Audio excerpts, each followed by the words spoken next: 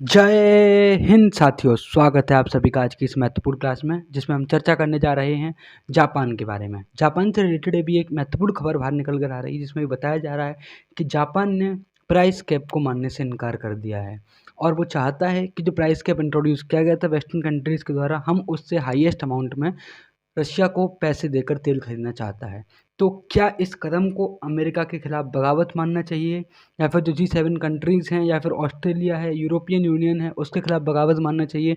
और आखिरकार जापान ने इतना बड़ा महत्वपूर्ण कदम क्यों उठाया है, जान रहे होंगे आज की इस महत्वपूर्ण क्लास में। चलिए साथियों, क्लास को शुरुआत करते हैं। देखिए, ये आप एक वॉल स्ट्रीट जर्नल नाम का एक अखबार है, जिसके अंदर ये खबर निकल कर आ रही है कि Japan breaks with US allies, buys Russian oil at prices above cap. मतलब क्या हुआ? इस खबर का मतलब ये हुआ कि जो वेस्टर्न कंट्रीज़ के द्वारा प्राइस कैप इंट्रोड्यूस किया गया था रशिया यूक्रेन वॉर के दौरान, तो जापान ने बोला है कि हम उस प्राइस कैप को नहीं मान रहे हैं और हम उस प्राइस कैप से ऊपर के दाम पर रशिया से तेल खरीदना चाहते हैं। ठीक है, आखिरकार क्या था ये प्राइस कैप, अभी बताते हैं थोड़ी देर में। लेकिन उससे पहले आपका ये जानना जरूरी हो जाता है कि आखिरकार प्राइस कैप क्यों इंट्रोड्यूस किया गया था। देखिए, आज से 15 महीने पहले फरवरी 2022 के अंदर रशिया जो होता है यूक्रेन के ऊपर युद्ध करता है, और वो युद्ध जो है आज उसको 15 महीने हो गए हैं और लगातार वो युद्ध जो है चल रहा है, और अभी तक किसी भी उस पर नहीं पहुंचा है कि एक कंसेंसस पर नहीं पहुंचा है वो युद्ध। लगातार रशिया और यूक्रेन पिछले 15 महीने के अंदर युद्ध में है, और युद्ध के दौरान जब किसी भी देश को युद्ध लड़ना होता है तो उसके लिए एक महत्वपूर्ण चीज़ जो होती है वो ये होती है कि उसकी जो इकोनॉमी है वो थोड़ी सी खराब ना हो। ठीक है, क्योंकि जो रशिया है वो दो फ्रंट के अंदर युद्ध लड़ रहा है, एक तो इकोनॉमिक फ्रंट के अंदर, दूसरा वॉर फ्रंट के अंदर जो कि यूक्रेन के साथ चल रहा है। इकोनॉमिक फ्रंट के अंदर कैसे लड़ रहा है? क्योंकि जब भी कोई देश युद्ध के अंदर उतरता है तो उसके सामने एक सबसे बड़ी चुनौती ये होती है कि जब वो देश युद्ध में है तो उसकी जो सोर्सेस ऑफ इनकम है वो कैसे भी करके कंटिन्यूएसी में रहें, जो कि रशिया के साथ नहीं हो पाया। क्योंकि पहले जो भी मल्टीनेशनल कंपनीज थी, चाहे वो एप्पल हो, चाहे वो ट्विटर हो, चाहे वो गूगल हो, चाहे वो मैकडोनाल्ड हो, चाहे वो सबवे हो, ये सारी कंपनी जो होती हैं रशिया से बाहर निकल कर आ जाती हैं जैसे युद्ध की घोषणा होती है। तो इकोनॉमिक जो चोट थी रशिया के ऊपर, ये पहली चोट तो ये होती है। दूसरी जो चोट होती है रशिया के ऊपर वो ये होती है, क्योंकि रशिया जो होता है उसके मेजर सोर्स ऑफ इनकम के अंदर ये होता है कि वो जो हथियार होते हैं उनको वो बेच के पैसा कमाया करता था। लेकिन जब से रशिया युद्ध के अंदर उतरा है यूक्रेन के साथ, ये जो हथियार बेचने वाला जो सोर्स था इनकम का उसका, वो भी बंद हो गया। दैट मीन्स अब जो उसके मेजर दो सोर्सेज थे वो पहले ही बंद हो चुके हैं, लेकिन फिर भी वो जो रशिया है वो 15 महीने से युद्ध में लगातार डटा हुआ है। जो उसका तीसरा सोर्स था पैसे कमाने का, उससे वो लगातार युद्ध के अंदर अपनी फंडिंग को जारी रखे हुए था और लगातार वो युद्ध के अंदर बना हुआ था। वो तीसरा सोर्स जो था वो उसका था कि ऑयल को बेचते हुए।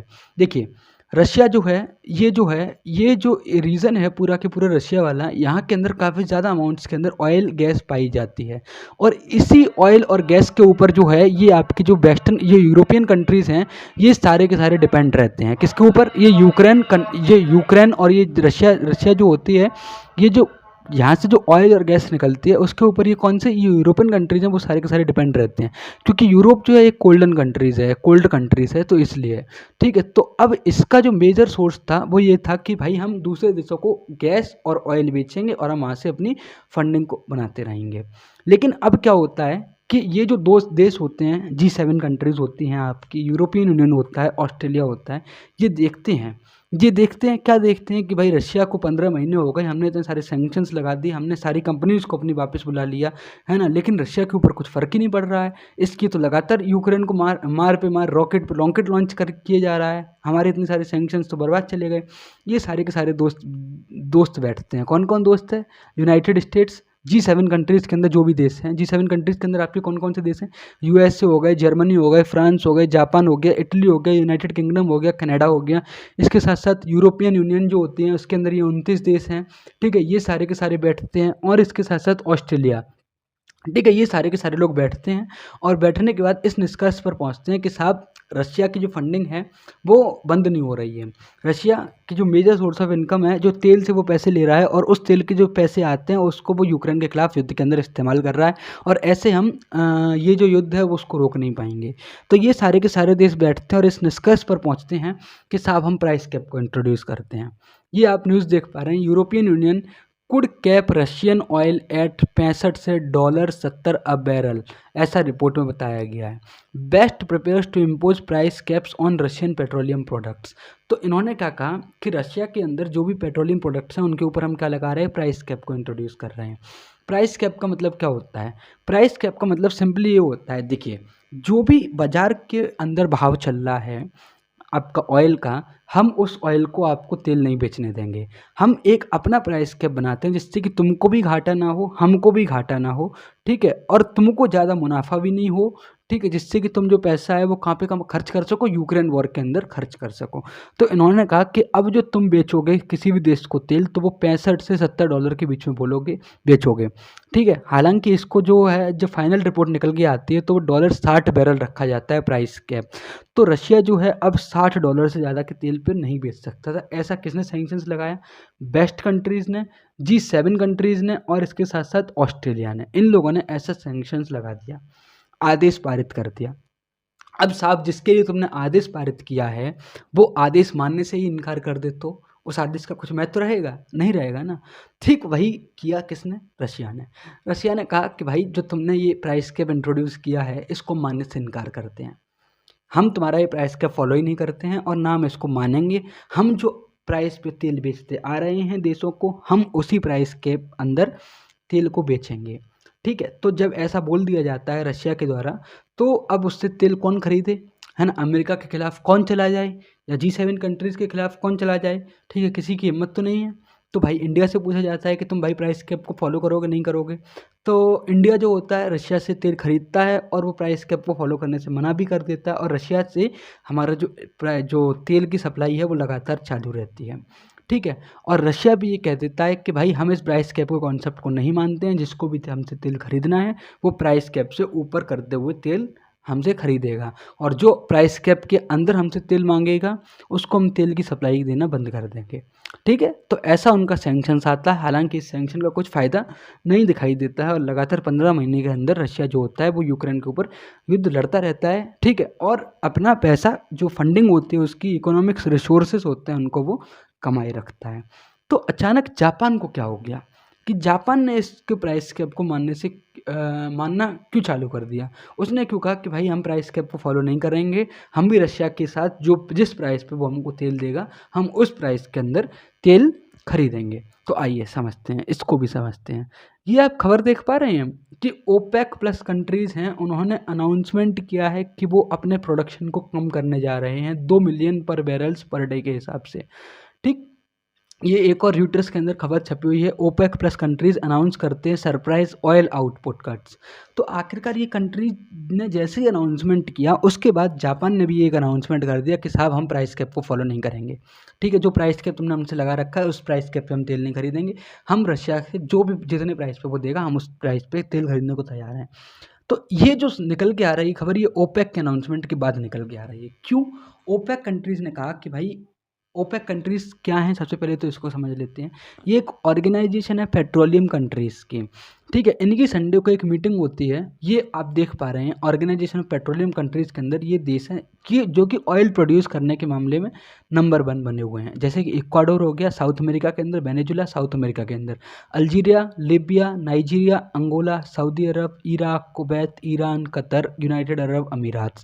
तो ये जो देश हैं ये सारे के सारे क्या हैं? ओपेक कंट्रीज़ हैं, ठीक है। मतलब ये ऑयल प्रोडक्शन कंट्रीज़ के मामले में सबसे ज़्यादा जो तेल होता है वो यहीं से प्रोड्यूस किया जाता है, ठीक है। और ये गल्फ़ कंट्रीज़ के नाम से भी जाने जाते हैं, ठीक है। तो संडे को इनकी एक मीटिंग होती है कि इनकी ओपेक कंट्रीज़ वालों की, जिसके अंदर रशिया जो होता है वो भी पार्टिसिपेट करता है, ठीक है। तो उनकी जो मीटिंग होती है उनकी मीटिंग में क्या निकल के आता है कि भाई हम अपने प्रोडक्शन को कम कर रहे हैं। क्यों प्रोडक्शन को कम कर रहे हैं? उसका जो इन्होंने मेजर रीज़न दिया, उन्होंने कहा कि भाई देखो ऐसा है कि जो प्राइस हम लगा रहे हैं ऑयल के ऊपर, ठीक है, उससे हमें फ़ायदा नहीं हो रहा है। अल्टीमेटली कोई भी इंसान बिजनेस तभी करता है जब उसको कहीं ना कहीं फ़ायदा होता है, वो दिखाई देता है। तो इन्होंने कहा कि साहब हमको ज़्यादा पैसे का मुनाफा नहीं हो रहा है, जिस प्राइस पे हम अभी तेल बेच रहे हैं हम चाहते हैं कि प्राइस हमें बढ़ते हुए मिलने चाहिए, ठीक है। तो जब ये अनाउंसमेंट कर दी जाती है, अब वो प्राइस कैसे बढ़ेंगे? डिमांड जब किसी चीज़ की ज़्यादा होती है और सप्लाई अगर हम उस चीज़ की कम कर देते हैं तो अल्टीमेटली प्राइस जो होते हैं वो बढ़ जाते हैं। तो ठीक इसी कॉन्सेप्ट को किसने फॉलो किया? ओपेक कंट्रीज़ ने फॉलो किया। ओपेक कंट्रीज़ क्या कह रही हैं कि हम भाई 1 मई से अपनी सप्लाई को, डिमांड जो है वो तो लगातार उतनी ही रहेगी, लेकिन हम अपनी सप्लाई को जो ऑयल प्रोडक्शन की कैटेगरी है उसको कम कर देते हैं। ठीक है। तो जो हम तेल डेली के बेसिस पे निकाल लेते, सपोज कीजिए आज हम 100 बैरल तेल प्रोड्यूस कर रहे हैं, 100 लीटर हम तेल प्रोड्यूस कर रहे हैं। हमने अब कितना कर दिया? 80 लीटर तेल निकाला एक दिन के अंदर। हमने क्या किया? उस 100 लीटर के बजाय 80 लीटर तेल निकाला, लेकिन मार्केट के अंदर जो डिमांड है वो 110 लीटर की है। तो जो 30 लीटर का जो प्राइस गैप आ रहा है ना, जो 30 लीटर का जो गैप आ रहा है वो कौन भरेगा? वो जो पैसे बढ़ जाएंगे अपने आप, कि भाई जिसके पास पैसा है वो खरीदेगा और नहीं होगा तो वो नहीं खरीदेगा। तो इन्होंने कहा कि हमें मुनाफा नहीं हो रहा था, इसलिए हमने इस चीज़ को इंट्रोड्यूस किया है और हम चाहते हैं कि हमको जो है पैसे बढ़े हुए मिलने चाहिए, इसलिए इसने इंट्रोड्यूस किया है ओपेक कंट्रीज़ ने। इन्होंने क्या कहा? इन्होंने कहा कि ऑयल प्राइसेज जो है 15 महीने से सबसे नीचे स्तर पर हैं। ठीक है। 70 बैरल डॉलर से भी नीचे स्तर पर हैं।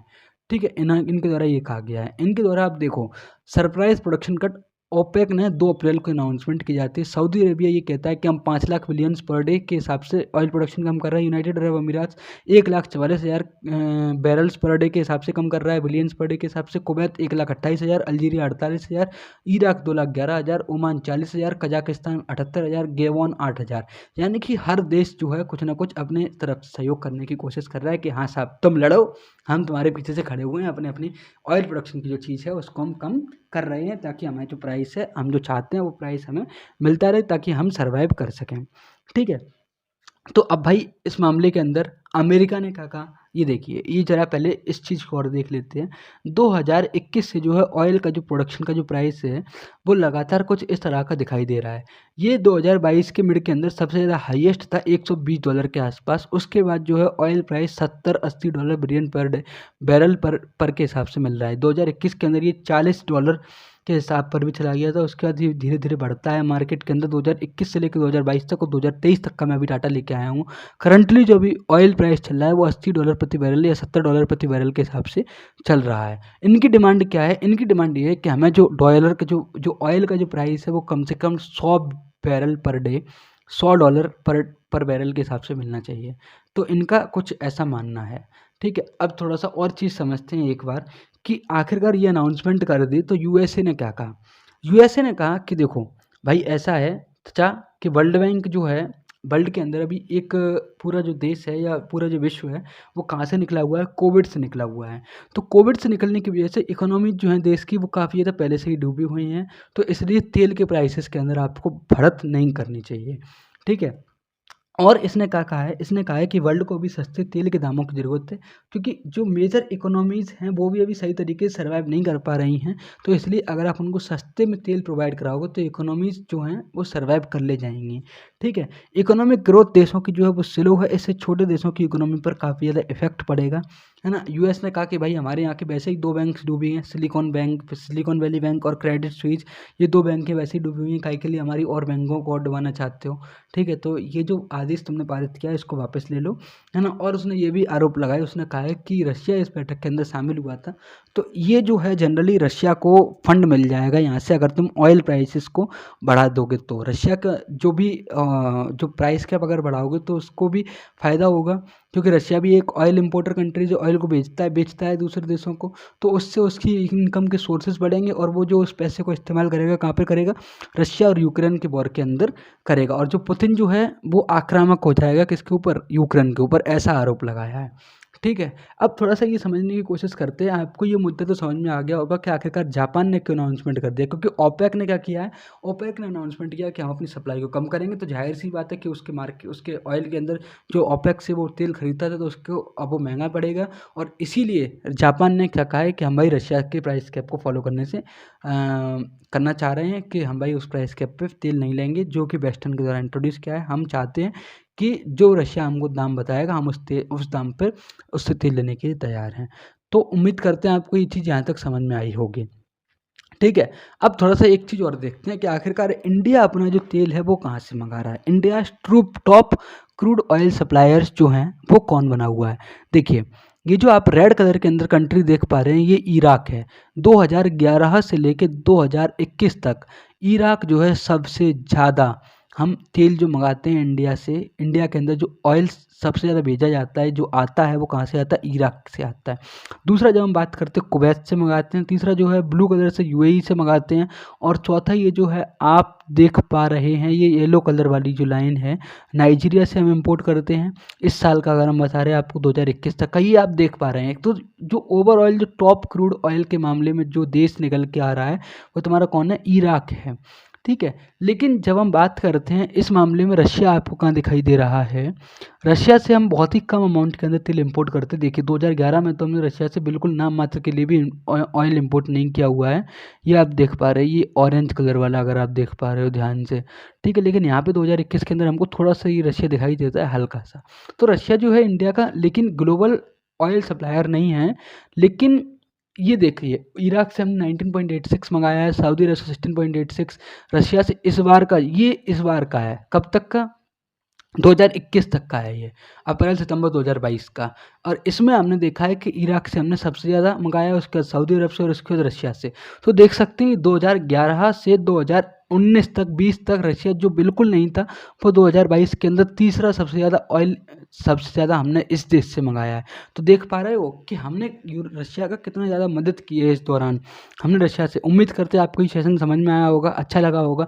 तो वीडियो को लाइक कीजिएगा, चैनल को सब्सक्राइब कीजिएगा, और मिलते हैं आपसे अगली वीडियो के साथ। तब तक के लिए जय